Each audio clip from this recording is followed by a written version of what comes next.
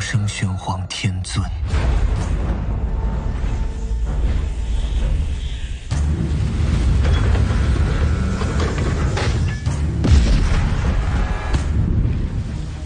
Berjumpa lagi dengan Albarak. Kita lanjutkan cerita Lord of the Mysteries. Jangan lupa share, like, komen, dan subscribe. Penguasa misteri bab 76, menghadapi akibatnya. Wah, peluru perak itu menembus jarak beberapa meter dan tepat mengenai leher badut berjas itu. Darah menyembur keluar dalam jumlah besar, mewarnai kulit dan dasi kupu-kupunya menjadi merah. Badut berjas itu tidak dapat berteriak karena tenggorokannya seperti mengeluarkan suara napas yang tersengal-sengal. Ia ingin mengangkat lengannya untuk menangkal luka yang fatal itu, tetapi persendiannya tampak penuh dengan lem.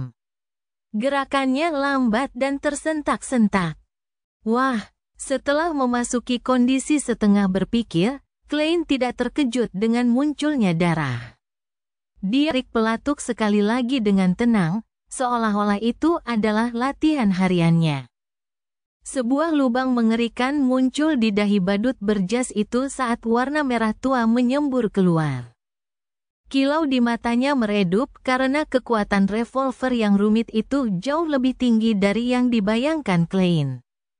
Saat lututnya tertekuk dan lengannya terkulai, badut berjas itu perlahan jatuh ke tanah. Matanya membeku dengan tatapan bingung. Tubuhnya kejang beberapa kali sebelum perlahan-lahan rileks dan berhenti bergerak. Setelah melepaskan tembakan ke kepala, Klein berbalik dengan tenang. Ia memutar revolvernya dan membiarkan peluru kosong jatuh. Kemudian, mengenakan setelan formal hitam dan topi tinggi yang dibelah dua, ia berjalan menuju Ayur Harson. Ia mengeluarkan peluru perak terakhir untuk berburu iblis dari sakunya dan memasukkannya ke dalam bilik revolver. Alasan mengapa dia tidak menoleh untuk melihat nasib tragis badut berjas itu semata-mata karena ketidaknyamanannya dengan pembunuhan pertamanya. Namun, itu perlu. Dia tidak tahu apa yang akan terjadi jika badut berjas itu berada di bawah kendali penuh boneka itu. Lebih jauh lagi, dia tidak berani mengambil risiko memasuki jangkauan efektif artefak tertutup 2049. Lagi pula, tidak ada yang tahu apakah sesuatu yang aneh akan terjadi yang mencegah ritual peningkatan keberuntungannya untuk menyelamatkan diri gagal. Mengenai barang-barang pada badut berjas, Klein hanya peduli jika ada yang disebut formula ramuan badut atau petunjuk yang relevan. Namun, ini bukanlah sesuatu yang ingin dia lakukan tergesa-gesa. Dalam beberapa saat, dia bisa melakukannya bersama Dun, Ayur, dan kawan-kawan. Jika Nighthawks memilikinya, itu juga berarti dia memilikinya. Tidak mungkin mereka tidak mau membagikan formula ramuan urutan 8. Paling-paling, dia akan diminta untuk mengumpulkan kontribusinya dari waktu ke waktu. Bagaimanapun, dia baru saja menjadi pelihat baru-baru ini, masih akan butuh waktu lama sampai dia mencernanya sepenuhnya. Saat pikirannya berkecamuk, Klein segera berjalan di samping Ayur Harson. Pria berjaket abu-abu itu berusaha keras untuk duduk, tetapi gagal setiap kali mencoba. Tubuhnya tertutup debu dan lumpur akibat terjatuh. "Tuan Harson, apa yang harus saya lakukan?" tanyanya sambil berjongkok. Ia mengarahkan pin di tangannya ke tanah untuk berjaga-jaga jika terjadi kesalahan tembak. Ayur terengah-engah dan mendesah. Monster itu terlalu kuat, jika bukan karena kelemahannya. Kemudian, dia menunjuk botol logam berwarna biru langit di sampingnya dan berkata sambil tertawa meremehkan, "Saya mencoba minum obat, tapi tangan saya gemetar." Botol biru langit itu seukuran jari Klein. Panjangnya tidak lebih dari 5 cm dan tutupnya yang menyembunyikan pola spiral telah jatuh ke samping. Cairannya telah tumpah sepenuhnya. Klein mengulurkan tangan untuk mengambil botol itu. Sambil menatapnya dengan mata menyipit, dia menjawab dengan putus asa, "Tuan Harson, hanya ada beberapa tetes yang tersisa di dalam botol. Pergi ke Borgia dan periksa tubuhnya, di bagian dalam tubuhnya," kata Ayur sambil terengah-engah. "Baiklah." Klein berdiri dan bertanya dengan santai, "Apakah ini obat pemulihan? Suatu benda dari mistisisme?" "Tidak, itu hanya memiliki efek pemulihan tertentu. Tujuan utamanya adalah untuk merangsang pikiran kita dan memeras potensi tubuh kita. Itu memungkinkan kita untuk mempertahankan kondisi yang layak untuk jangka waktu yang singkat sampai kita kembali, di mana kita dapat menerima perawatan." Ayur mencoba untuk duduk tetapi gagal lagi. "Namanya adalah tatapan Dewi. Ingatlah untuk membiarkan Borgia minum setengah botol." Klein tidak menunda lebih lama lagi saat dia berbalik. Dia dengan cepat menghampiri Borgia yang sedang mengerang kesakitan. Dia menemukan botol logam biru langit bersam dari saku Nighthawk. Setelah membuka tutupnya, ia dengan hati-hati mendekatkan botol itu ke mulut Borgia.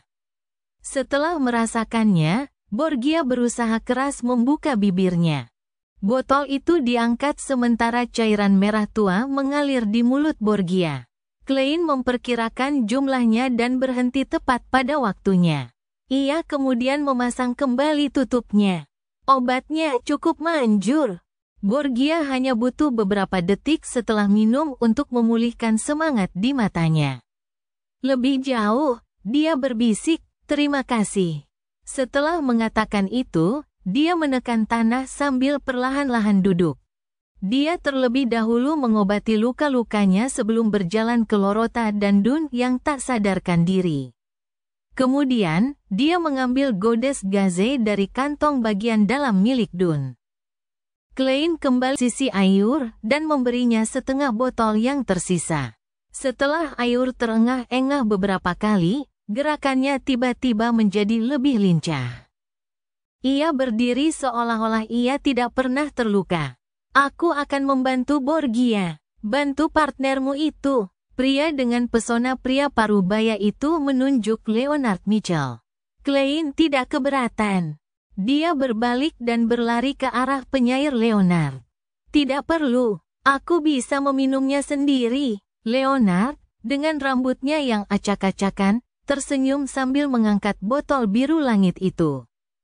Melihat Leonard dengan lincah bangkit dengan mendorong menggunakan satu tangan, Klein yang ingin mengolok-olok, tiba-tiba tertegun.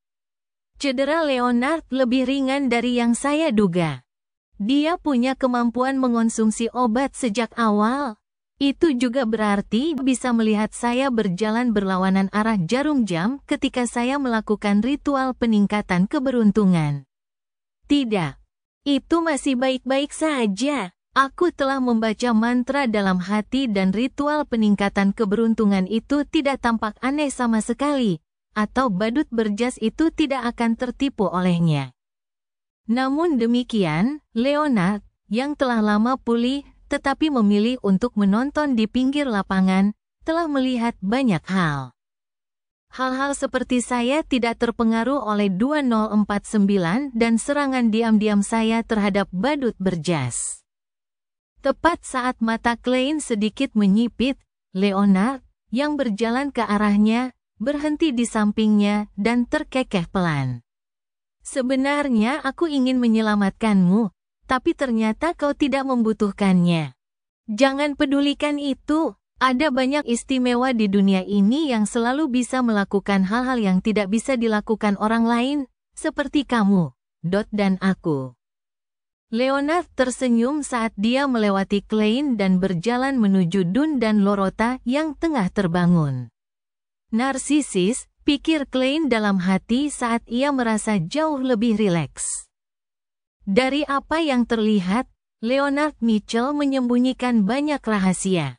Saat ia berkumpul kembali dengan yang lain sambil berpikir keras, ia melihat Kapten Dun mengenakan kain dan mengambil buku catatan keluarga Antigonus yang penuh dengan noda darah berwarna kuning kecoklatan. Sampul buku catatan itu seluruhnya terbuat dari kertas hitam tebal. Sampul itu memancarkan aura dari masa lalu yang kuno dan jauh tanpa ada tanda-tanda melunak atau membusuk. Sampul itu hampir identik dengan yang dilihatnya dalam mimpinya. Ia bahkan menduga bahwa membukanya hanya akan membuatnya melihat si bodoh mengenakan penutup kepala yang indah. Namun, ia segera menyadari bahwa ia terlalu banyak berpikir sejak Dun membuka buku catatannya untuk membuat konfirmasi akhir. Klein tidak dapat memahami kata-kata di situ karena sudut pandangnya yang buruk, tetapi dia yakin tidak ada gambar si bodoh dengan pakaiannya yang indah dan hiasan kepala yang megah. Ahem, tidak ada yang salah dengan itu. Dun menutup buku catatan itu dan memegangnya erat-erat. Kemudian, dia menatap Ayur dan teman-temannya. Mari kita simpan buku catatan ini dan artefak tertutup 2049 di belakang gerbang Canistingen. Kita bisa menunggu sampai kalian semua pulih atau Beklun mengirim seseorang sana. Mendengar itu, Klein merasa sedikit kecewa sekali lagi, tetapi juga merasa senang.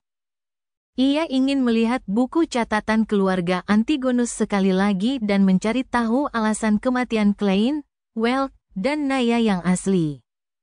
Akan tetapi, ia juga merasa bahwa benda kuno itu penuh dengan kemalangan.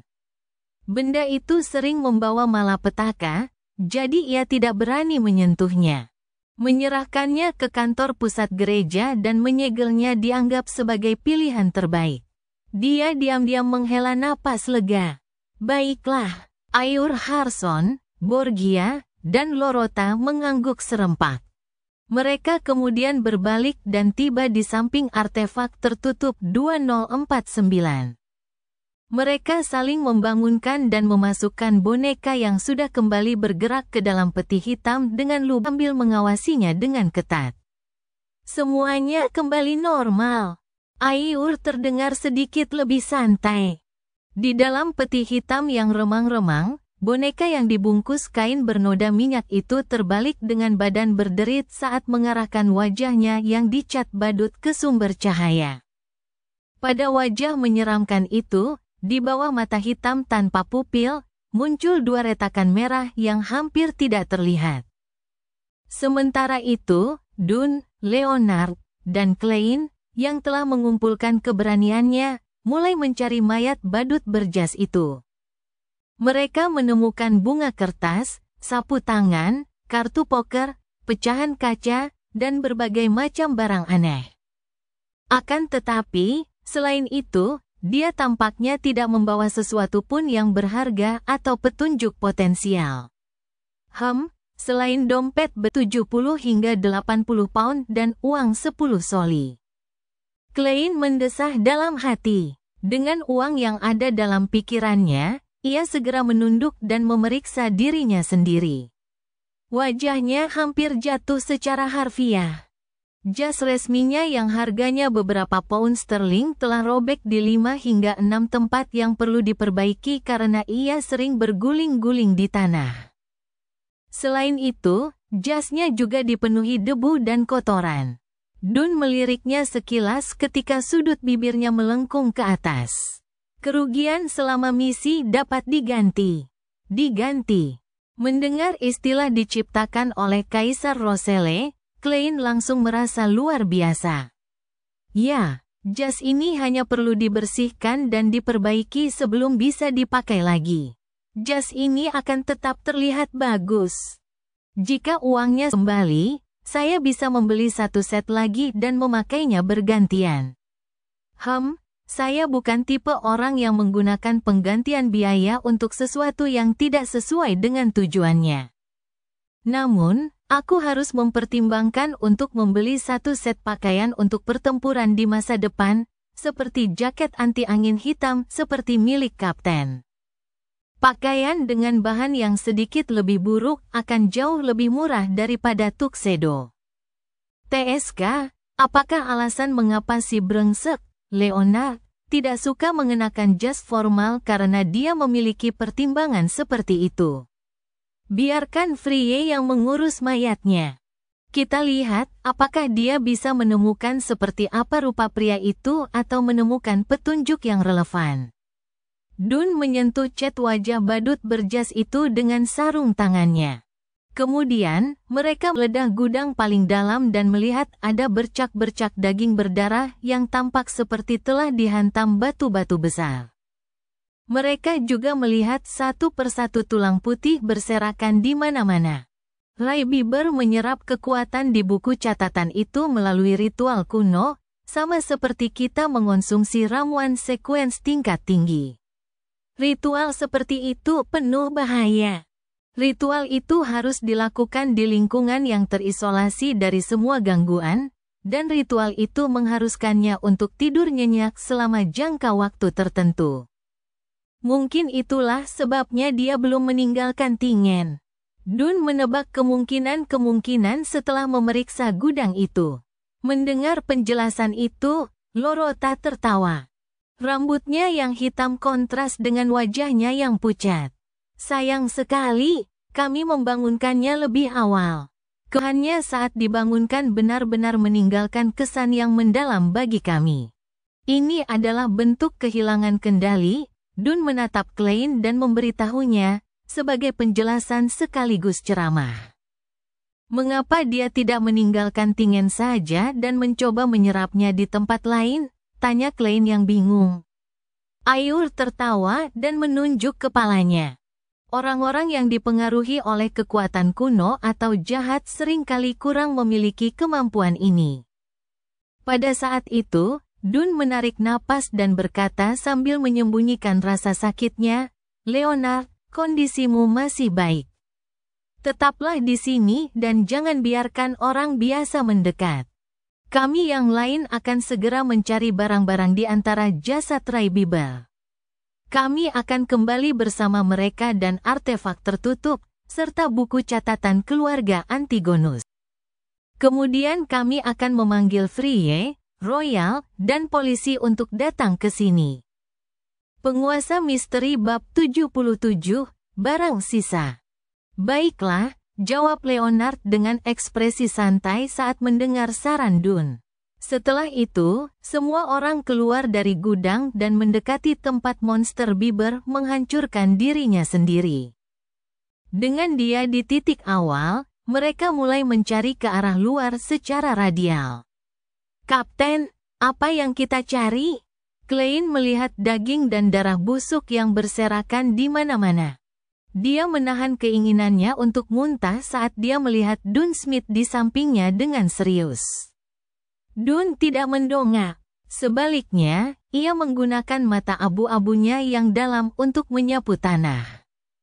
Bangun lebih awal, kehilangan kendali, dan menjadi tel. Ini berarti Ray Bieber tidak sepenuhnya menyerap kekuatan Beyonder yang disediakan oleh buku catatan itu. Ini juga berarti bahwa sebagian tubuhnya dianggap luar biasa, menjadikannya materi utama. Jika Anda menemukan sesuatu yang serupa, pastikan untuk tidak melewatkan pencarian. Mungkin itu adalah item yang cukup penting. Jadi begitulah. Klein mengangguk sedikit tanda mengerti. Dalam sekejap mata, dia memikirkan hal lain. Jika bagian di mana monster Bieber memusatkan kekuatan Beyonder adalah bagian yang tidak dapat dijelaskan, bukankah itu akan canggung? Bukankah akan sangat menjijikkan jika meramunya menjadi ramuan? Tepat saat pikiran Klein mengembara, Borgia dengan mata tajamnya yang bagaikan elang tiba-tiba berteriak. Kamu, Dun dan rekan-rekannya segera berbalik dan mendekat. Didorong oleh rasa ingin tahunya, Klein berjalan mendekati Borgia dengan langkah cepat. Tak lama kemudian, ia melihat benda itu di hadapan Borgia. Benda itu berwarna putih keabu-abuan seukuran kepalan tangan. Permukaannya penuh dengan lekukan dan tampak lunak namun lentur. Benda itu tampak seperti otak yang telah dikeluarkan dari makhluk hidup. Walaupun Klein tidak dapat melihat keanehan gumpalan putih keabu-abuan itu, ia yakin bahwa Borgia tidak melakukan kesalahan karena gumpalan itu tetap utuh meskipun mengalami ledakan hebat. Dun mengamatinya dengan saksama dan berjongkok. Sambil mengulurkan dan menekuk lengan kanannya, ia menggunakan tangan kirinya yang bersarung tangan hitam untuk meraih benda berwarna putih keabu itu dengan hati-hati. Saat disentuh, gumpalan putih keabu-abuan itu segera menyebar menjadi cairan yang sangat lengket. Pada saat itu, Ayur Harson mengeluarkan kotak persegi berwarna timah, mengeluarkan rokok dari dalamnya dan memasukkannya ke dalam sakunya. Kemudian dia menyerahkan kotak persegi itu kepada Dun dan tersenyum. "Aku tahu, kamu hanya suka pipa." Dun terkekeh dan mengambil kotak persegi itu. Kemudian, ia menuangkan cairan lengket berwarna putih keabu-abuan ke dalam kotak itu untuk penyimpanan sementara. Setelah menyimpannya, semua orang melakukan pemeriksaan sepintas di area tersebut. Setelah memastikan bahwa mereka tidak melewatkan apapun, mereka pergi. Ketika mereka keluar, mereka melihat kuda-kuda itu menancapkan kuku mereka ke tanah, jelas ketakutan dan gugup. Mereka hampir lepas dari kendali. "Aku akan menyetir." Borgia menutup mulutnya dengan tangannya dan terbatuk pelan. "Aku tahu kamu pandai menenangkan binatang," kata Ayur sambil mengangguk sambil tersenyum. Setelah menaiki kereta, Dun, Lorota, Ayur Harson, dan Klein yang melanjutkan latihan lengan mereka, untuk sementara tidak bisa berkata apa-apa karena mereka terdiam. Saat derap langkah kuda terdengar saat kereta mulai melaju, Dun menatap Klein dan mempertimbangkan kata-katanya sebelum berkata, "Aku tahu kau penasaran dengan buku catatan keluarga Antigonus. Kau ingin tahu apa yang terjadi?" "Tidak, sama sekali tidak." Klein tanpa sadar menyangkalnya. Itu adalah peninggalan kuno yang penuh dengan kemalangan. Tanpa memberinya waktu untuk menjawab, Dun melanjutkan dan berkata, "Namun, saya harus melaporkannya terlebih dahulu ke Katedral Suci." Hanya setelah mereka menentukan tingkat kerahasiaan buku catatan tersebut, barulah kita dapat mempertimbangkan apakah buku catatan ini dapat diperlihatkan kepada Anda. "Tidak masalah." Klein memberikan jawaban yang singkat dan sederhana. Dun melanjutkan latihan lengannya sambil berpikir sebelum berkata, "Aku pernah berjanji bahwa kau dapat dijadikan anggota resmi Nighthawks saat kami memastikan bahwa Ray Bieber adalah keturunan klan keluarga Antigonus. Sekarang, kami tidak hanya telah menentukan identitas Ray Bieber, kami bahkan telah melenyapkan monster itu dan membocorkan konspirasi Secret Order. Dalam seluruh proses ini, kinerja Anda luar biasa. Anda secara pribadi membunuh seorang anggota organisasi jahat. Karena itu, saya akan memenuhi janji saya dan segera mengajukan permohonan ke Katedral Suci. Kita akan menunggu persetujuan mereka." "Benar, aku lupa sesuatu yang penting. Aku masih perlu bertanya apakah kamu setuju dengan itu.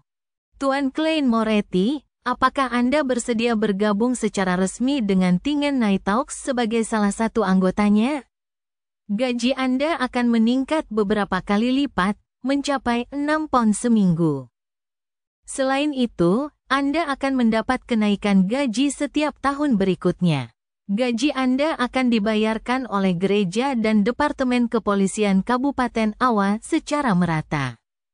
Anda juga akan memperoleh identitas sebagai inspektur masa percobaan. Ini akan sangat berguna di saat-saat tertentu. Sebagai Beyonder tipe pendukung, kamu tidak harus selalu menghadapi musuh, tetapi kamu harus menjaga gerbang Canis seminggu sekali. Tanpa izin dari regu, kamu tidak boleh meninggalkan Tingen tanpa izin. Selain itu, kamu harus merahasiakannya dari keluargamu. Pada saat Dun selesai mencantumkan batasan dan manfaatnya, Klein sudah berpikir mendalam selama lebih dari 10 detik. "Saya ingin menjadi Nighthawk resmi." Hanya dengan melakukan hal itulah dia dapat terus memperoleh lebih banyak akses terhadap misteri, seperti situasi mengenai Ordo Rahasia. Setelah membaca buku harian Roselle yang terkumpul, Klein mengalami beberapa perubahan dalam pikirannya tentang dirinya sendiri. Menjadi ahli dalam pengetahuan mistisisme untuk mencari jalan pulang adalah tujuan abadi bagi. Meningkatkan kekuatannya lebih jauh untuk membuat ruang misterius di atas kabut abu-abu itu melakukan perintahnya dengan lebih aman sebelum menggunakannya untuk pulang adalah tambahan baru dalam. Seperti yang dikatakan Kaisar Roselle, hanya mengandalkan kekuatan luar sangatlah berbahaya. Lebih jauh lagi, setelah menjadi seorang pelihat dan memperoleh kekuatan Beyonder, Klein merasa bahwa ia memiliki pemahaman yang lebih baik tentang ruang misterius itu. Misalnya, ia dapat menarik orang lain ke dalam gathering. Hal ini memaksanya untuk mempertimbangkan perubahan menguntungkan apa yang mungkin akan terjadi pada ruang misterius di atas kabut kelabu saat ia mencapai urutan 8, urutan 7. Atau urutan yang bahkan lebih tinggi. Tentu saja, Klein tahu betul bahwa ini dibangun atas dasar bahwa ia telah sepenuhnya mengatasi efek samping ramuan pelihat. Ia tidak bisa terburu-buru atau gegabah. Baiklah, begitu Katedral Suci menyetujuinya, kau akan menjadi salah satu dari kami. Mata abu-abu Dun diwarnai dengan sedikit kegembiraan. Pada saat itulah, Ayur Harson yang mendengarkan, menyela. Klein, jangan keberatan aku memanggilmu Klein. Penampilanmu hari ini sungguh luar biasa. Kau berhasil membunuh seorang Beyonder dari Secret Order. Aku bahkan menduga dia telah mencapai sekuens 7. Bagaimana kau melakukannya? Aku benar-benar merasa tidak percaya. Pertanyaan itu akhirnya terkuak. Setelah lama mempersiapkan diri, Klein bertindak seolah-olah sedang mengatur pikirannya. Dia tahu bahwa sungguh luar biasa dan misterius bahwa telah membunuh seorang Beyonder yang mengintai Dun, Ayur, dan Lorota. Ayur dan kawan-kawan tidak buta atau bodoh, jadi hanya masalah waktu sebelum mereka menanyakan prosesnya. Namun, dia tidak pernah berharap mereka akan menunggu sampai saat ini. Benar sekali, Kapten Danton. Harson sebelumnya terluka dan situasi mereka bisa memburuk kapan saja. Pada saat itu, masalah apapun yang dapat mengakibatkan konflik harus ditunda. Itu untuk mencegah saya bertindak nekat karena rahasia saya yang terbongkar. Hanya setelah saya menyatakan sikap dan menunjukkan bahwa saya bersedia menjadi Night Hawk, mereka cukup tenang untuk bertanya. Sungguh licik. Mereka tidak memiliki komunikasi yang jelas di antara mereka sendiri, tetapi mereka telah membuat keputusan diam-diam yang sama. Klein menjawab seolah sedang berpikir, itu adalah peristiwa yang sangat beruntung. Badut berjas itu telah membuat kesalahan fatal. Saat itu, artefak tertutup 2049 terlempar ke dekatku akibat ledakan itu. Benda itu tampak berjarak sekitar 5 hingga 6 meter dariku, tetapi itu hanya pengamatan kasar. Sangat mudah untuk menyimpulkan bahwa aku berada dalam area pengaruh artefak tertutup. Saat itu, saya merasa pingsan karena ledakan itu. Tindakan saya menjadi lamban dan tampak seolah-olah saya sedang dikendalikan. Tidak diketahui kapan badut berjas itu mendekatiku dalam keadaan tak kasat mata. Dia mencoba merayuku dengan menawarkan untuk menyelamatkanku dan sekuens 8 yang sesuai, badut, dari ramuan pelihat. Dia ingin aku membantunya mengambil buku catatan keluarga Antigonus. Benar, dia mengatakan bahwa Ordo Rahasia mengendalikan jalur sekuens ramuan pelihat yang sesuai dan bahwa dia pernah menjadi pelihat. Klein menceritakan situasi saat itu secara terperinci. Ia bahkan menguraikan teori-teori yang dimilikinya saat itu, termasuk bagaimana ia yakin badut berjas itu telah meramalkan bahwa mengambil buku catatan itu akan menjadi usaha yang sangat berisiko. Oleh karena itu, ia telah mengubah rencananya. Tentu saja, semua kebenaran digunakan untuk menyembunyikan kebohongan yang dibuat di awal, bahwa ia telah dikendalikan oleh artefak tertutup 2049. Ramalanmu sangat berisiko untuk mengambil buku catatan itu? Ya, memang sangat berisiko. Namun, risiko itu sebenarnya karena dirimu, kata Lorota sambil terkekeh sambil menutup mulutnya. Ramalannya benar, tetapi itu menyebabkan dia berakhir dalam situasi yang fatal. Ini sungguh kisah yang menarik. Klein terkejut sejenak sebelum mengangguk dengan serius. Benar. Ramalan tidak pernah sejelas kristal. Dan ketidakjelasan itu hanya berarti bahwa suatu penafsiran bisa saja salah. Ya, saya harus mencatatnya. Bagaimana kau menghabisinya setelah itu? Tanya Dun sembari melakukan latihan lengannya dan bersandar. Klein tersenyum. Saya berpura-pura setuju dan membuatnya membangunkan saya. Namun, dia tidak berani memasuki jangkauan efektif artefak tertutup.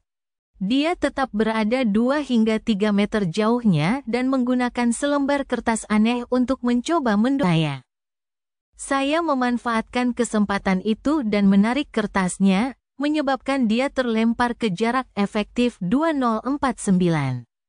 Saya kemudian melengkapinya dengan tembakan berulang-ulang dan menyelesaikan gol saya. Hei, ini masalah yang cukup memalukan bagi saya. Saya bahkan tidak yakin untuk mengenainya meskipun hanya berjarak 2 hingga 3 meter darinya. Ayur mengangguk sedikit. Dengan kemampuannya mengelak, jarak 2 hingga 3 meter bukanlah jaminan mutlak. Kau mungkin bisa menyerangnya tetapi gagal mengenai titik vitalnya. Itu hanya akan memperburuk keadaan.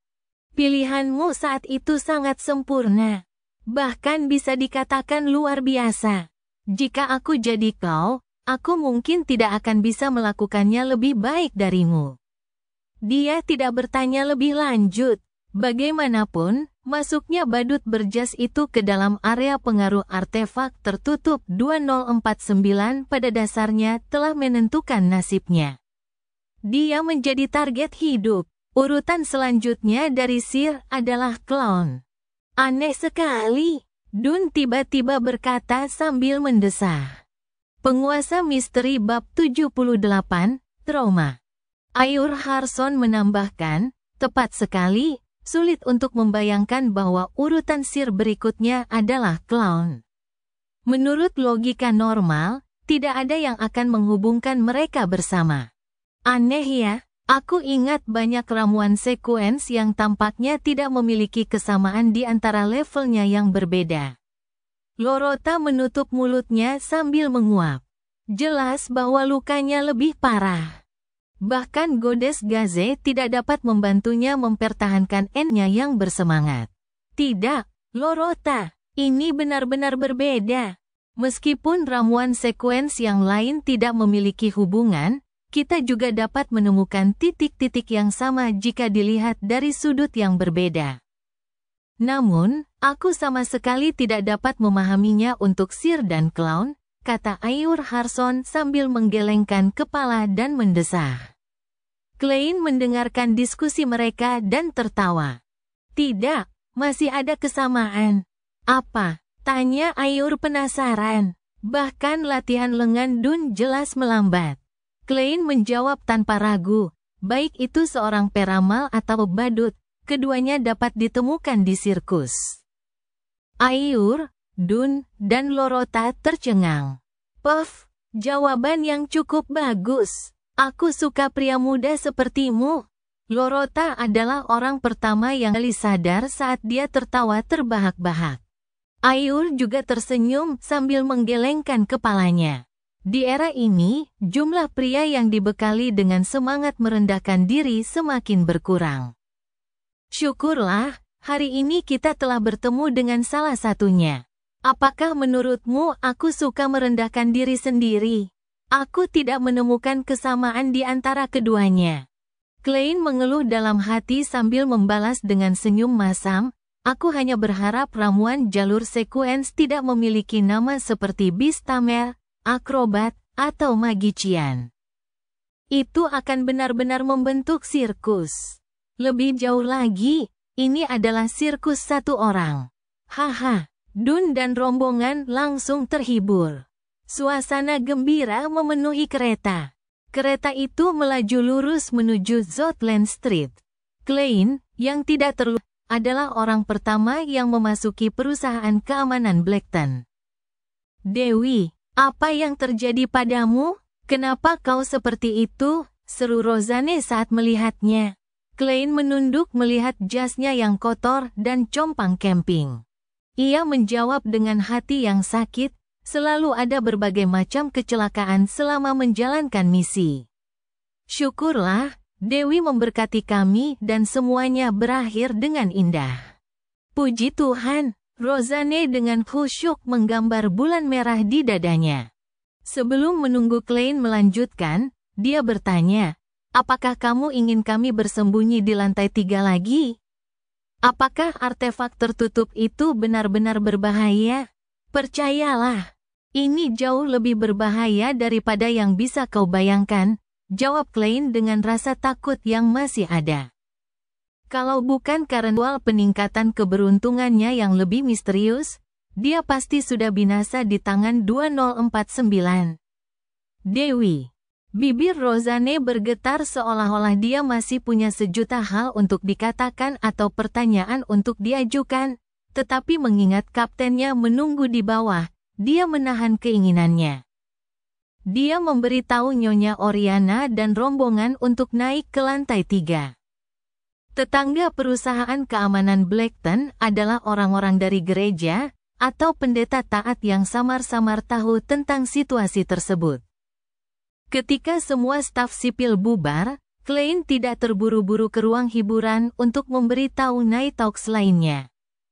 Ia segera kembali dan membantu kapten dan yang lainnya mengawal artefak tertutup 2049, sisa-sisa monster Bieber, dan buku catatan keluarga Antigonus ke lantai 2. Melalui sekat itu, Dun mendorong pintu ruang hiburan hingga terbuka dan berkata kepada dua Night Hawk yang sedang memainkan kartu Gwen, Frye, Royal. Kalian berdua harus segera menuju ke gudang Tyrell di pelabuhan dan membantu Leonard mengatasi akibatnya. Baiklah. Royal dengan rambut hitam legam dan ekspresi dinginnya adalah orang pertama yang berdiri. Pengumpul mayat Frye, dengan rambut hitamnya, mata biru, dan kulit pucatnya berdiri berikutnya. Mereka meletakkan kartu Gwen mereka dan berjalan keluar dari ruang hiburan dan ketika mereka melewati partisi, mereka jelas-jelas berhenti sejenak. Tunggu, teriak Dun, tidak mengecewakan harapan mereka. Apalagi yang ada? Sleepless Royal menoleh ke belakang dan bertanya tanpa ekspresi. Ingatlah untuk tahu polisi. Biarkan mereka menutup jalan. Cegah siapapun mendekat sampai Anda selesai dengan TKP dan pindahkan mayatnya, kata Dun sambil menepuk dahinya. Baiklah. Royal berbalik dan melangkah 2 langkah sebelum berhenti sekali lagi. Dia menoleh, berkedip, dan berkata dengan dingin, Kapten, tidak ada yang lain. Tidak, jawab Dun tegas.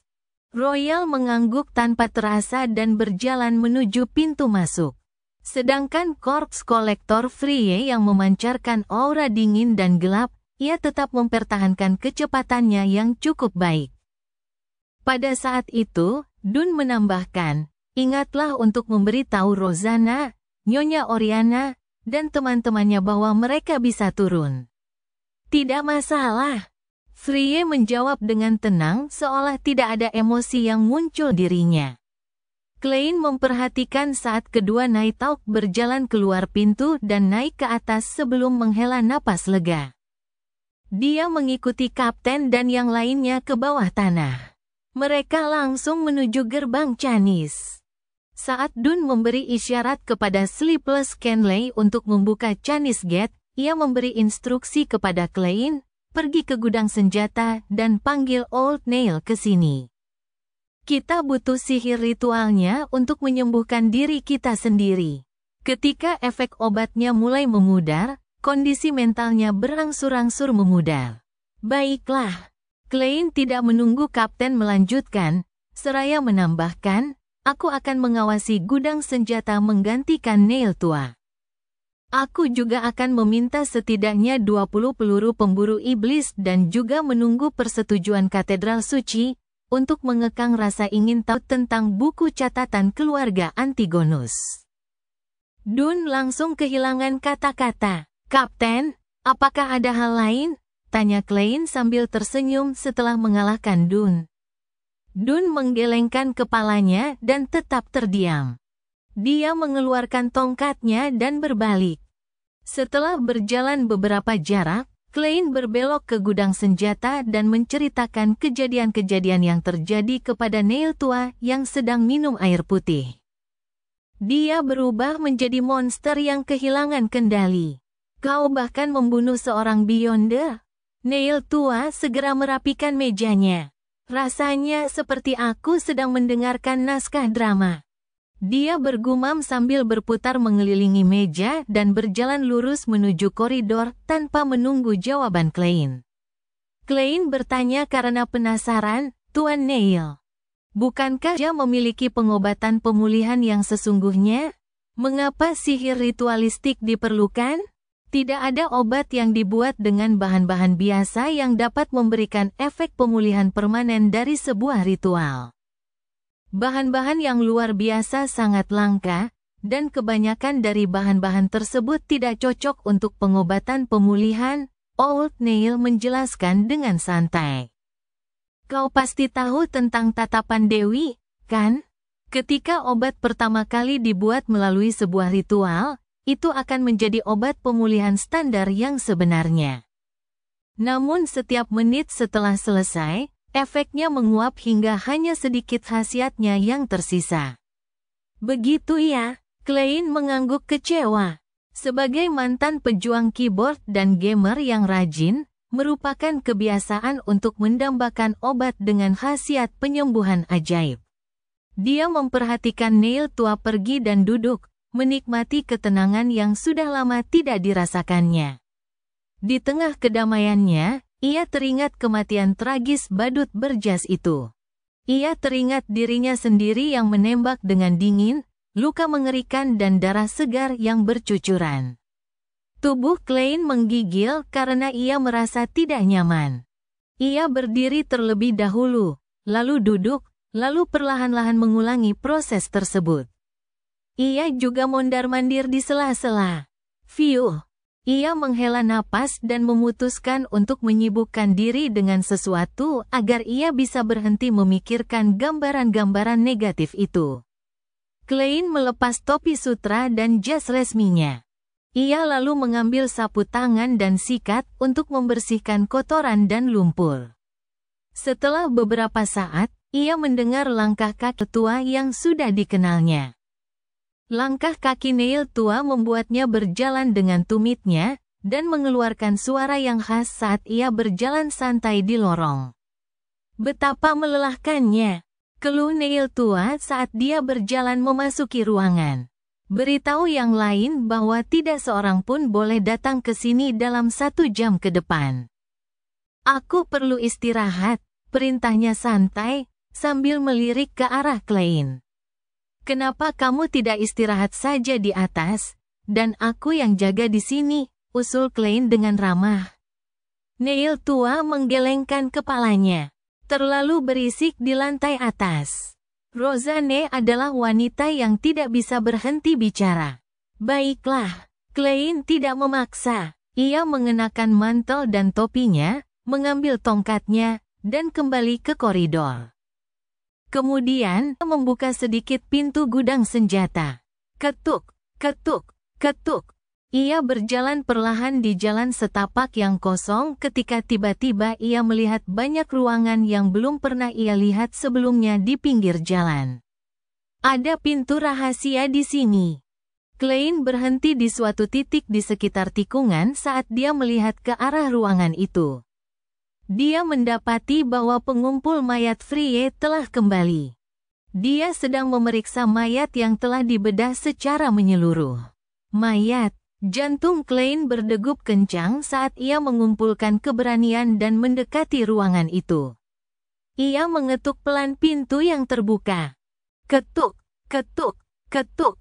Frie menghentikan tindakannya dan berbalik, menatap dengan matanya yang biru namun sedingin es. Maaf mengganggumu. Aku hanya ingin tahu apakah ini Mayonda, tanya Klein sambil mengendalikan nada bicaranya. Ya, bibir Frie terbuka dan tertutup, namun hanya mengeluarkan satu kata. Pandangan Klein beralih ke mayat itu. Benar saja, dia menemukan luka mengerikan yang familiar di dahinya. Badut berjas itu. Klein diam-diam menghela napas dan berkata, ada penemuan? Tidak, jawab Frie dengan cara yang sangat sederhana. Suasana langsung berubah canggung. Tepat saat Klein hendak mengucapkan selamat tinggal, Frie berinisiatif untuk berkata, jika kamu merasa tidak nyaman, kamu bisa masuk untuk melihatnya. Kamu akan menemukan bahwa itu hanyalah mayat. Takut aku akan trauma? Klein mengangguk sambil berpikir. Baiklah. Dia memasuki ruangan dan berdiri di depan meja panjang berlapis kain putih sambil memegangi mayat itu. Cat merah, kuning, dan putih badut berjas itu telah dibersihkan, memperlihatkan wajah yang tidak dikenalnya dan tidak tampak istimewa. Dia berusia 30-an dan berambut hitam serta memiliki hidung mancung. Pada saat itu, Frie pergi ke meja persegi di sudut dinding dan mengambil pensil dan selembar kertas. Dia kembali ke mayat itu dan meletakkan kertas itu dan mulai menggambar dengan pensil. Klein meliriknya dengan rasa ingin tahu dan mendapati bahwa Frie sedang membuat sketsa kepala badut berjas itu. Tak lama kemudian Frie berhenti menggerakkan pensilnya. Di atas kertas itu, ada potret yang tampak seperti manusia. Dibandingkan dengan mayat, satu-satunya perbedaan adalah tidak adanya luka dengan tambahan mata biru. Sungguh sang jenius yang berbakat. Klein terkagum-kagum dan terkejut. Aku tidak pernah menyangka kamu begitu pandai membuat sketsa. Mimpiku adalah menjadi seorang seniman sebelum menjadi Night Hawk. Nada bicara Frie benar-benar tenang. Lalu mengapa kamu tidak mewujudkan impianmu? Tanya Klein penasaran. Frie meletakkan pensilnya dan berkata sambil memegang potret badut berjas di tangannya, ayahku adalah pendeta Dewi. Ia ingin aku menjadi pendeta. Pekerjaan yang pantas. Kau menjadi pendeta? Tanya Klein heran. Ia merasa tak terbayangkan bahwa Frie bisa menjadi seorang pendeta dengan kepribadian dan aura yang dipancarkannya. Ya, aku melakukan pekerjaan yang cukup baik. Frie memasang ekspresi dingin saat sudut mulutnya sedikit melengkung saat dia menjawab. Kemudian, aku menemukan dan mengalami beberapa hal dan akhirnya menjadi Night Hawk. Klein tidak berencana untuk melanggar privasinya, jadi dia bertanya, kamu pernah menjadi pendeta Dewi, jadi mengapa tidak memilih menjadi Sleepless? Alasan pribadi, jawab Frie terus terang. Lagi pula, Madame Dali adalah panutan yang baik. Klein mengangguk dan saat hendak mengganti topik pembicaraan, dia mendengar Frie berkata, bantu aku mengawasi ruangan ini. Aku harus segera menyerahkan sketsa itu kepada kapten. Menutup pintu rahasia itu sangat merepotkan. Baiklah. Meskipun Klein sedikit takut menghadapi mayat sendirian, dia melawan rasa takutnya dan setuju. Setelah Frie pergi, ruangan menjadi sunyi. Mayat itu tergeletak di sana sementara jantung Klein debar kencang.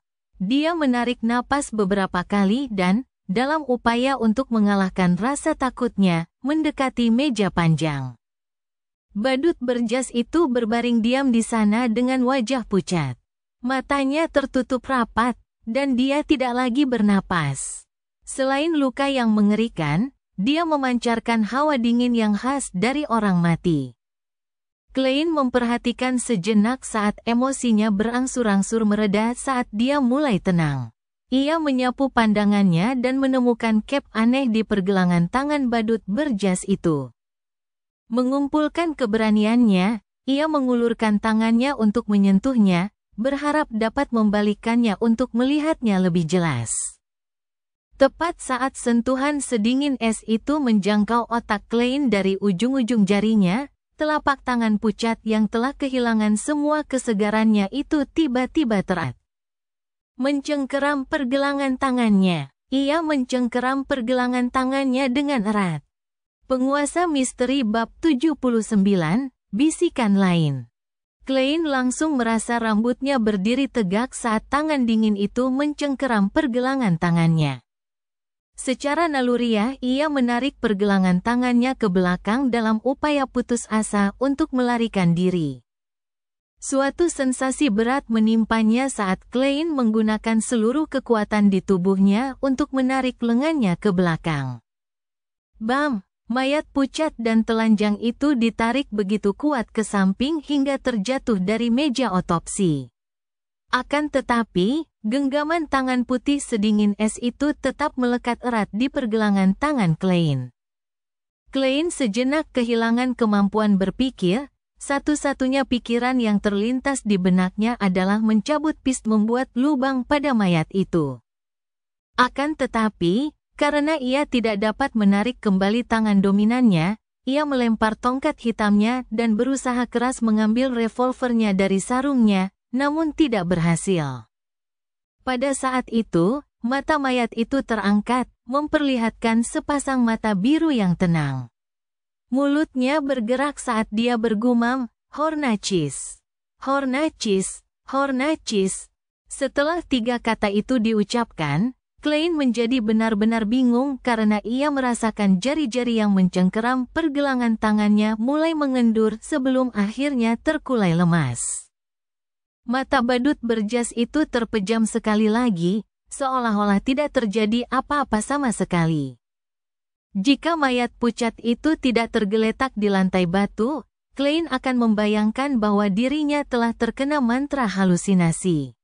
Dia terhuyung mundur beberapa langkah dan merasakan sebagian besar tubuhnya gemetar akibat keterkejutan dan ketakutan.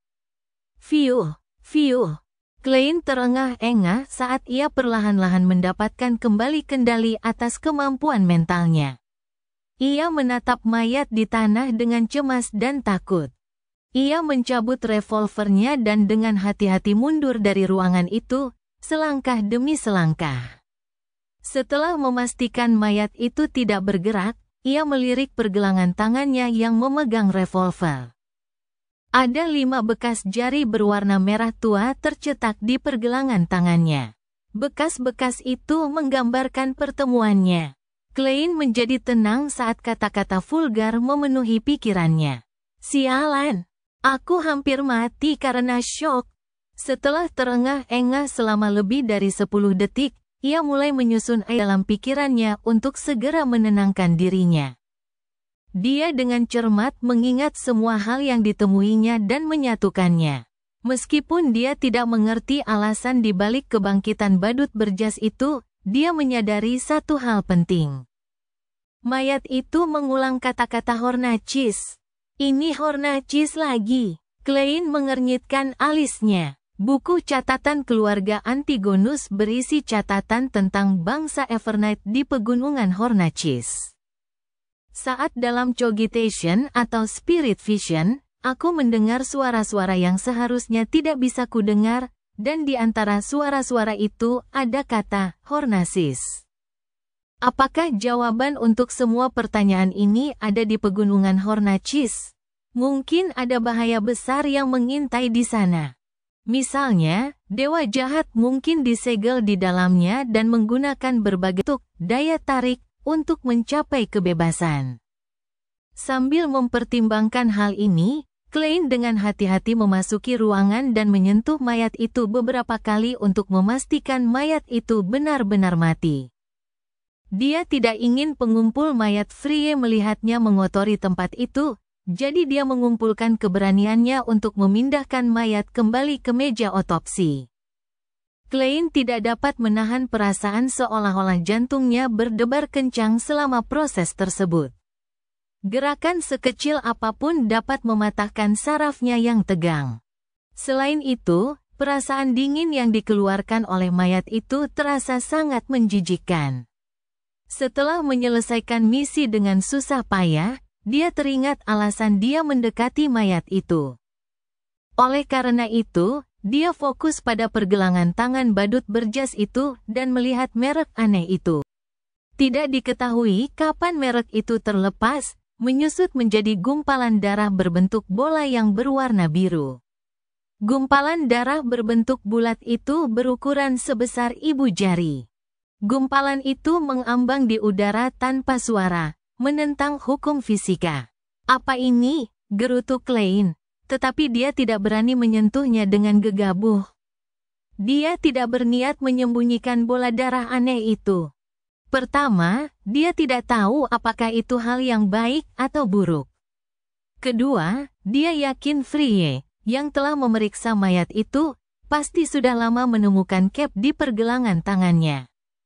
Bahkan kemungkinan besar dia tahu apa bola darah aneh itu. Dan bahkan jika Frye tidak tahu, melaporkannya kepada kapten dan membiarkan Nighthawks menelitinya pasti lebih baik daripada aku melakukan percobaan secara. Itulah alur pikiran Klein. Berada dalam suatu organisasi berarti dia harus tahu cara memanfaatkan kekuatan organisasi tersebut secara maksimal. Klein menunggu dengan gugup selama beberapa menit sebelum dia melihat Frye yang berambut hitam, bermata biru, dan berbibir tipis kembali. Dia langsung menyadari bola darah aneh itu, dan menanyakan kepada Klein sebuah pertanyaan yang sebelumnya pernah ditanyakannya kepada dirinya sendiri. "Apa ini?" "Tidak tahu." Klein menggelengkan kepalanya dengan jujur. Dia menceritakan apa yang telah terjadi tanpa menyembunyikan apapun. Merek itu terlepas menjadi bola darah. Frye mengangguk, tampak berpikir keras. Mayat seorang Beyonder selalu cenderung mengalami beberapa transformasi aneh. Dia mendongak dan berkata pada Klein, "Bawa kapten ke sini. Beritahu dia tentang isi yang dibisikkan mayat itu juga." "Baiklah." Klein sudah tidak sabar untuk pergi. "Kau tidak perlu kembali bersama kapten," Frye menambahkan. "Aku yakin kau tidak akan suka melihat apa yang terjadi selanjutnya." Sambil berbicara, dia mengambil pisau bedah berwarna perak di sampingnya. Klein mengangguk dengan rasa takut yang masih tersisa. "Aku berharap kau akan mengatakan itu." Ia mengambil tongkatnya, mengenakan topinya, dan terlatih-tatih menuju gerbang Canis. Di ruang penjaga, ia melihat Kapten Dunn yang sudah tidak lemah lagi. Setelah Dunn mendengar ingatannya tentang apa yang terjadi, dia mengangguk tanpa jelas.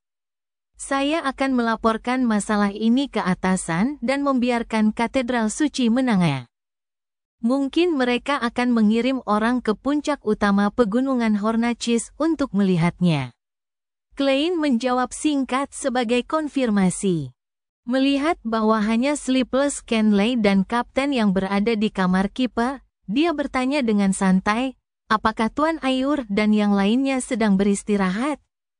Dunn mengangguk dan berkata, "Ayur dan Borgia ada di Katedral Saint Selena. Lorota mungkin sedang mencari kedai kopi." "Kedai kopi? Nyonya Lorota belum pulih dari luka-lukanya, kan?" tanya Klein heran. Dunn memijat pangkal hidungnya dan berkata sambil tertawa, "Lorota punya 3 hobi, kopi, hidangan penutup, dan pembantu. Dia bilang dia butuh 3 hal ini untuk mempercepat pemulihannya." "Pembantu?" tanya Klein bingung. "Apakah Madam Lorota memiliki fetish tertentu?" Dunn menggelengkan kepalanya tak berdaya dan berkata, "Dia suka pembantu." "Ya, benar. Selain itu, dia suka yang berdada besar. Dia memang aneh." Klein tidak tahu ekspresi seperti apa yang harus dia tunjukkan sebagai tanggapan. Dun tidak menunda lebih lama lagi saat ia keluar dari ruangan kiper. Saat Klein memperhatikan punggungnya, ia diam-diam menunggunya berbalik. Sementara itu, dia memperhatikan di sudut matanya bahwa Sleepless Kenley telah mengeluarkan arloji sakunya dan membukanya. 3, 2, 1. Saat Klein selesai menghitung mundur tanpa suara, Dun berhenti dan berbalik. Hal lain yang saya lupa. Klein, Anda mengalami banyak hal hari ini. Begitu Anda rileks, Anda akan merasa lelah. Anda tidak perlu berada di sini pada sore hari. Kembalilah dan beristirahatlah. Besok, saya akan mengajukan aplikasi yang mencantumkan kerugian secara terperinci. Baiklah. Jangan terlalu khawatir tentang pembunuhan Beyonder. Membunuhnya sama saja dengan menyelamatkan lebih banyak nyawa. Sebenarnya, aku merasa jauh lebih baik. Klein menghela napas pelan. Dun mengangguk kecil dan saat berbalik, dia menepuk dahinya sendiri. Saya juga telah menyerahkan sketsa Beyonder kepada Leonard. Dia dan Departemen Kepolisian bertanggung jawab atas penyelidikan lanjutan. Saya yakin Beyonder pasti naik kereta, makan, dan punya tempat tinggal. Kemanapun dia pergi, apapun yang dia sentuh, apapun yang dia tinggalkan, bahkan tanpa disadari, akan menjadi saksi yang menentangnya. Kata-kata Kaisar Roselle benar-benar masuk akal, ya. Jawab Klein, tercengang. Setelah sang kapten berjalan jauh, dia meninggalkan kamar penjaga dan berjalan perlahan ke lantai 2. Di tengah perjalanan, dia tiba-tiba teringat sesuatu dan merasakan ketakutan tambahan. Badut berjas itu mengklaim bahwa Ordo Rahasia mengendalikan jalur urutan yang sesuai dari pelihat. Bahkan jika dia melebih-lebihkan dan mereka tidak memiliki formula ramuan urutan yang lebih tinggi, mereka pasti memiliki yang urutannya lebih rendah. Itu juga berarti mereka memiliki sejumlah pelihat. Lalu, tidakkah mereka akan menduga bahwa akulah yang membunuh badut berjas itu dan diam-diam membalas dendam kepadaku? Kalau mereka tidak bisa menghadapi Night Hawks, tidakkah mereka menghadapi aku? Seorang sir yang tidak punya tindakan langsung terhadap musuh. Klein berhenti di tangga dan mulai memikirkan masalah itu dengan serius. Tak lama kemudian, ia menyadari bahwa ia tidak perlu khawatir. Pertama, Ordo Rahasia tidak mengetahui siapa saja anggota Night Hawks. Kedua, kalaupun mereka kenal 1 atau 2 orang, mereka pasti tidak akan menyertakan staf sipil seperti saya. Ketiga, dalam situasi saat ini, kecuali mereka memiliki seorang nabi, tidak mungkin mereka bisa menebak siapa pembunuhnya. Dia menghela napas lega dan meninggalkan perusahaan keamanan Blackton. Dia naik kereta umum kembali ke Daffodil Street. Meskipun dia belum makan siang, dia tetap saja tidak berselera makan. Setelah memasuki kamar tidurnya, Claire lebih dahulu melepas jasnya yang rusak. Kemudian, ia melepas topinya, naik ke tempat tidur, dan mencoba untuk tidur. Pikirannya tetap aktif seolah-olah seluruh keberadaannya tidak bisa tenang. Pikirannya tidak mengulang adegan saat dia menembak badut berjas hingga mati, tetapi adegan saat dia memindahkan mayat, dan pengalaman yang menegangkan itu. Dia tidak lagi merasa tidak nyaman saat membunuh untuk pertama kalinya, tetapi lebih merasa jijik saat memikirkannya. Mungkin ini tujuan Frye. Ia berharap aku akan mendekati mayat itu dan menghadapinya secara langsung untuk mengatasi traumaku. Tapi, meskipun trauma sebelumnya sudah hilang, aku masih trauma dengan sesuatu yang baru. Klein tertawa meremehkan dirinya sendiri saat ia perlahan merasa sarafnya mulai tenang. Dia tidak sadar kapan dia tertidur, tapi saat dia bangun, perutnya berbunyi protes. Rasanya aku ingin melahap seekor kuda utuh. gerutu Klein sambil melihat matahari terbenam di sebelah barat, seolah langit sedang terang. Setelah berganti pakaian kasual yang nyaman, ia berjalan cepat ke lantai pertama. Sebelum ia sempat mempertimbangkan apa yang akan dimasak untuk makan malam, ia mendengar pintu terbuka. Melissa. Sudut mulutnya melengkung saat memikirkan hal itu. Semenjak ia mulai naik kereta umum, adiknya tak lagi pulang malam. Kuncinya berputar saat pintu terbuka. Melissa masuk sambil membawa tas yang berisi buku-buku dan alat tulisnya. Dia melihat ke dapur dan berkata, "Klein, ada surat untukmu." "Surat itu dari mentor." "Surat dari mentor?" "Benar. Aku menulis kepadanya untuk menanyakan tentang situasi historis yang relevan dari puncak utama Hornacys." Klein terkejut pada awalnya sebelum dia mengingat masalah itu. Penguasa Misteri Bab 80, Undangan Perjamuan. Setelah makan malam, Klein yang sudah kenyang duduk santai di sofa ruang tamu. Ia menggunakan pembuka surat kecil untuk membuka surat yang diterimanya dari mentornya. Melissa sedang duduk di meja makan saat itu, bekerja keras mengerjakan soal buku teks, dengan lampu gas sebagai penerangan. Benson duduk di kursi tunggal, membaca akuntansi untuk pemula. Klein menemukan 3 halaman dalam surat itu yang dibacanya dengan rasa takut dan antisipasi. "Sangat senang menerima suratmu. Suratmu mengingatkanku masa lalu yang indah beberapa tahun terakhir. Sayangnya, Welk dan Naya telah meninggalkan kita selamanya. Saya menghadiri pemakaman mereka secara terpisah dan dapat merasakan kesedihan orang tua mereka. Mereka berdua adalah orang dewasa muda yang seharusnya memiliki masa depan yang indah dan cerah di depan mereka. Takdir selalu tidak terduga. Tidak seorang pun dapat mengetahui apa yang akan terjadi pada Anda selanjutnya. Saya telah mengalami lebih banyak hal seiring bertambahnya usia, dan saya semakin dapat merasakan kelemahan dan ketidakberdayaan manusia. Mengenai informasi sejarah seputar puncak utama Hornacys, saya ingat bahwa arkeolog John Joseph pernah menerbitkan sebuah monograf yang merincinya. Monograf itu memuat kisahnya tentang saat-saat di puncak Hornacys. Ia menemukan beberapa bangunan kuno yang berusia lebih dari 1000 tahun. Yang memalukan bagi setiap sejarawan dan arkeolog adalah ketidakmampuan kita untuk menentukan tanggal pasti era tersebut. Kita hanya dapat membuat perkiraan kasar berdasarkan gaya arsitektur, karakteristik mural, dan beberapa teks yang dapat kita tafsirkan.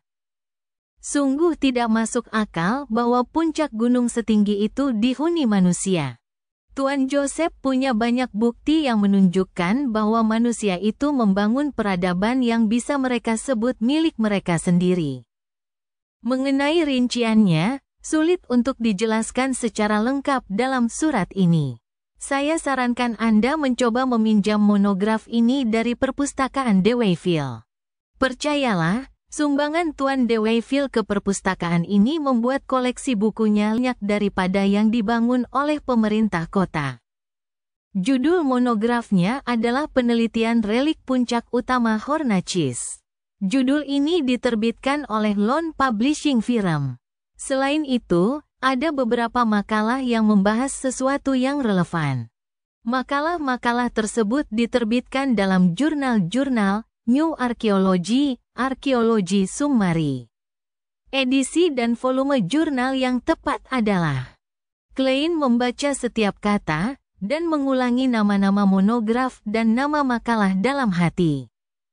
Segera setelah itu, ia menemukan sehelai kertas dan sebuah amplop, serta sebuah pulpen sebelum menuliskan rasa terima kasihnya. "Melissa, bantu aku mengirimkan surat ini. Ini uang untuk membeli perangko." Klein meletakkan amplop tertutup dan uang yang lebih dari cukup untuk membeli perangko di meja adiknya. Melissa melirik dan melengkungkan bibirnya. "Klein, perangko tidak semahal itu." "Ya, perangko tidak. tetapi seorang gadis seharusnya punya sedikit kelonggaran. Klein menjawab sambil tersenyum. Saya rasa Selena pernah menceritakan hal ini kepada Anda sebelumnya. Menyadari Melissa hendak protes, dia segera menambahkan, ini bisa digunakan untuk membeli bahan dan peralatan yang kamu butuhkan. Alat-alat, Melissa mengulang dengan lembut berulang kali sebelum kembali menatap buku-bukunya. Baiklah, katanya sambil mengangguk tanpa terasa. Sudut mulut Klein langsung melengkung ke atas saat dia berjalan cepat kembali ke sofa. Keterampilan persuasi yang luar biasa. Anda benar-benar menemukan kelemahan Melissa. Benson mengacung jempol sambil berkata sambil menahan tawa. Klein berdeham dan berkata dengan serius. Lalu bagaimana aku bisa membujukmu? Belajar sendiri harus menekankan bahasa dan sastra kuno. Tentu saja, matematika dasar dan logika sama pentingnya. Menurut kurikulum sekolah umum dan sekolah tata bahasa, serta materi yang diujikan dalam penerimaan perguruan tinggi. Klein sangat yakin tentang arah umum yang akan difokuskan pada ujian pegawai negeri sipil mendatang. Benson menyentuh garis rambutnya dan berkata sambil tersenyum meremehkan, saya merasa seperti babon berambut keriting di depan buku-buku itu. Tapi mereka benar-benar berguna, kata Klein sambil tersenyum penuh tekad. Pada saat itu, Melissa meletakkan pulpennya, berdiri, dan berjalan ke sofa. Benson, Klein. Minggu ini adalah hari ulang tahun Selena. Dia dan orang tuanya ingin mengundang kita semua ke rumah mereka untuk menghadiri jamuan makan. Apakah kalian berdua ada waktu luang? Seharusnya baik-baik saja bagiku, kata Klein setelah berpikir sejenak. Dia bisa memanfaatkan kesempatan itu untuk berkenalan dengan teman-teman saudara perempuannya. Itu bisa mencegahnya sama sekali tidak tahu apa-apa jika sesuatu terjadi padanya. Aku juga, kata Benson sambil menyisir rambutnya dengan jari-jarinya. Sepertinya kita harus memikirkan hadiah ulang tahun untuk Nona Selena. Klein tersenyum. Hal ini sebaiknya diserahkan kepada Melissa. Dia lebih mengenal Nona Selena daripada kita. Selain itu, yang perlu kita lakukan adalah apa yang seharusnya dilakukan seorang pria seperti membayarnya. Ini pertama kalinya saya mendengar seseorang menggambarkan kemalasan dengan cara yang menyenangkan, kata Benson sambil menggelengkan kepala dan terkekeh. Klein kembali sambil tersenyum. Inilah tujuan bahasa dan sastra kuno. Benson tidak pernah menduga Klein akan kembali ke pokok bahasan yang sedang dibahas, hal itu membuatnya terdiam sesaat. Keesokan harinya, Klein mengenakan setelan formal murahnya dan memegang tongkat perak hitamnya saat menaiki tangga dan tiba di pintu masuk perusahaan keamanan Blackton. Tuksedonya telah dikirim ke penjahit. Klein baru saja hendak menyapa Rosanne ketika dia melihat Kapten Dunn keluar dari pemisah. Selamat pagi, Klein. Apakah tidurmu nyenyak malam ini? Tanya Dunn dengan khawatir. Klein menjawab dengan jujur, lebih baik dari yang kuharapkan. Aku bahkan tidak mengalami mimpi buruk. Namun, aku masih merasa berat dan sedikit jijik saat mengingatnya. Bagus sekali. Saya merasa yakin mendengarnya, kata Dunn sambil mengangguk. Setelah mengobrol tentang cuaca, ia mengangkat suatu masalah. Katedral Suci telah membalas telegramku. Antigonus, Lorota, dan rombongan harus segera mengawal artefak tertutup 2049 dan buku catatan keluarga Antigonus kembali ke Backlund. Mereka juga telah mengirim Nighthawk tambahan kemarin sore melalui lokomotif uap untuk membantu. Saya yakin mereka sudah berangkat sekarang. Sudah berangkat sekarang? Apakah itu berarti aku benar-benar terbebas dari buku catatan keluarga Antigonus yang traumatis? Klein terkejut. Dia merasa itu tidak nyata seolah-olah dia sedang bermimpi. Ini lebih menenangkan dari yang saya bayangkan. Tidak mungkin ada tindak lanjut, kan? Semoga Dewi memberkati mereka dan semoga perjalanan mereka lancar. Setelah beberapa detik hening, Klein membuat gerakan di dadanya dengan lambang bulan merah. Dun mengenakan topinya dan menunjuk keluar pintu. Saya harus berpatroli di Taman Makam Rafael. Heh, saya lupa satu hal. Penyelidikan Leonard dan Departemen Kepolisian telah membuahkan hasil. Mereka menemukan pengemudi kereta yang mengantar mereka.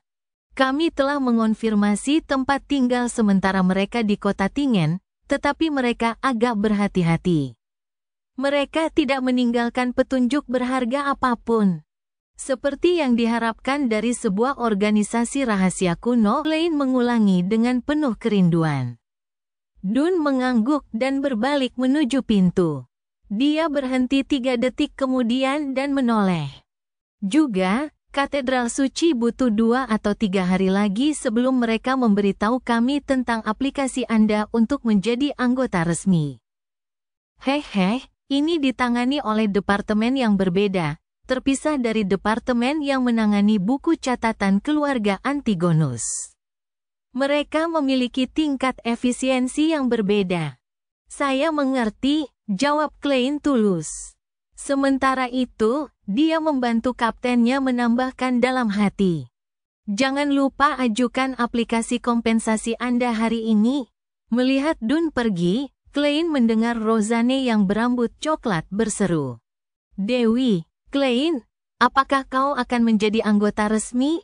Kau bahkan belum bergabung dengan selama sebulan. Klein tersenyum. Setelah aku mengonsumsi ramuan pelihat, itu hanya masalah waktu. Itu wajar saja. Rosanne terdiam beberapa detik sebelum tiba-tiba mendesah.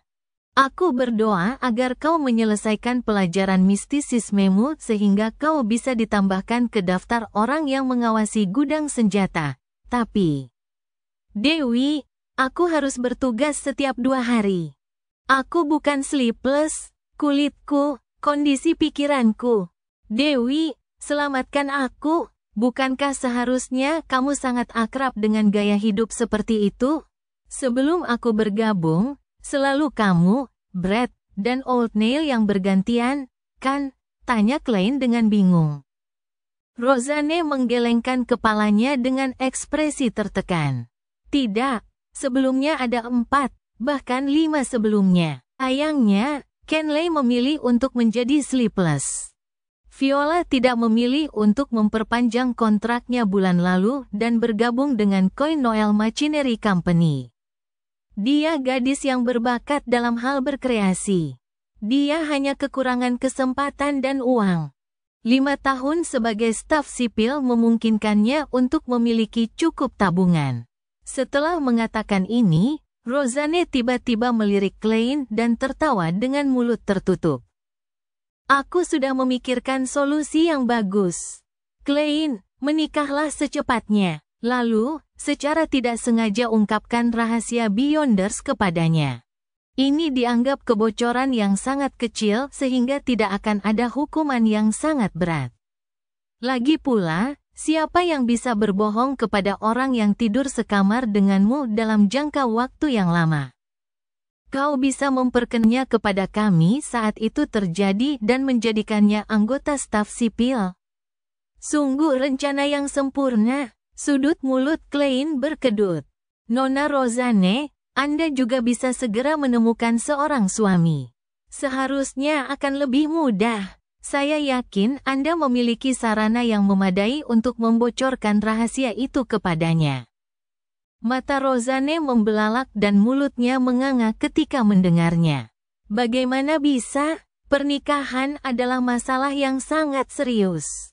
Aku harus memilih dan mengamatinya dengan hati-hati selama kurun waktu tertentu untuk memastikan bahwa dia baik-baik saja. Itu bukan yang kau katakan sedetik yang lalu. Klein tidak repot-repot terlibat dalam sofisme dengan Rosanne. Dia tersenyum saat terlibat dalam obrolan ringan sebelum mengucapkan selamat tinggal dan menuju ke bawah tanah. Di gudang senjata, dia melihat Neil tua bergulat dengan kopi yang digiling. Jadi, Dia duduk dan menunggu dengan sabar. Sebentar lagi kau akan menjadi anggota resmi, kan? Tanya Neil tua dengan santai sambil menyaring kopi.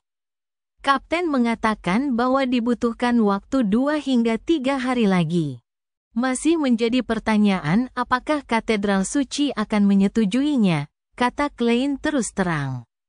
Hehe, Neil tua terkekeh. Katedral suci tidak akan menolak kasus-kasus seperti ini, terutama saat kau sudah menjadi Beyonder. Setelah mengatakan itu, dia menoleh dan menghadap Klein. Dia berkata sambil terkekeh, kau harus siap secara mental. Ada ritual yang harus dijalani setiap anggota Night Klesmi. Mereka harus menyelesaikan misi secara mandiri. Tentu saja, Dun pasti akan memilih yang termudah dan paling sederhana untuk seorang pemula. Lagi pula, kau adalah seorang sir tipe pendukung. Cerita bersambung. Jangan lupa